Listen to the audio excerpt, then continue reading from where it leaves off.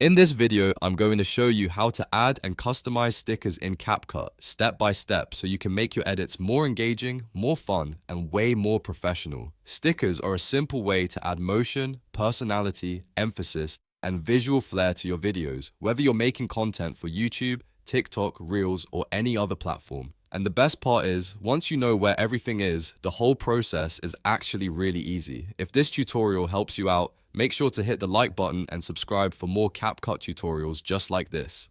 Let's jump in. First, open CapCut on your PC and load up the project you want to work on. Make sure your active editing timeline is open because everything we do next will happen inside that project. Once you're in the editor, look at the top left menu panel and click on the Stickers tab. This opens CapCut's built-in sticker library, where you can browse a huge variety of sticker styles. Inside the sticker library, you'll usually see different subcategories like trending, emoticons, arrows, shapes, and more.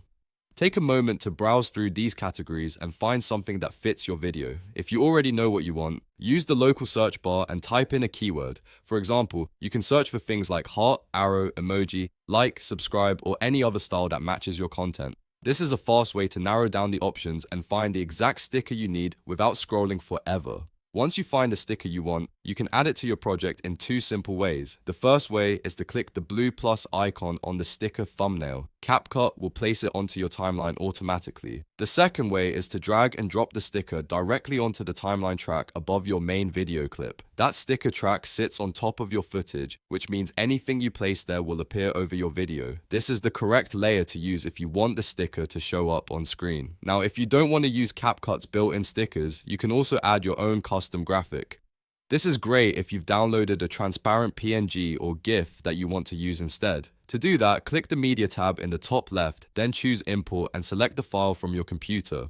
Once it's imported, drag it onto the timeline track above your footage, just like you would with a normal sticker. Using custom stickers gives you even more creative control, especially if you want brand-specific icons, logos, or custom callouts. After your sticker is on the timeline, it's time to customize it. Click the sticker clip to select it. When it's selected, you'll see the transformation box appear in the preview window, and you'll also notice the settings panel open in the top right corner. This is where you can adjust the look, position, and animation of the sticker. To resize the sticker, click and drag one of the corner handles in the preview window.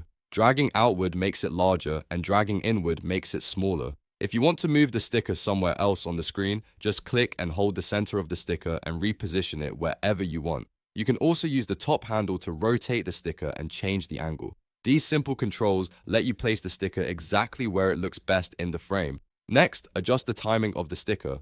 In the timeline, hover your mouse over the left or right edge of the sticker clip. When the edge becomes adjustable, click and drag to make the sticker appear for a shorter or longer time. This is really important because timing helps the sticker feel natural. For example, if you want to highlight a word or point to something on screen, you can make the sticker appear only when that moment happens. If you want it to stay visible longer, simply extend the clip. Now let's add some motion and styling. Go to the Animation tab in the top right settings panel. Here, you can choose from different animation presets like in, out, or loop. An in animation is great when you want the sticker to enter the screen smoothly. An out animation works well when you want it to leave cleanly. And a loop animation is perfect if you want the sticker to keep moving for a more dynamic effect. Options like fade in, bounce, and slide are popular because they make the sticker feel more alive and eye-catching.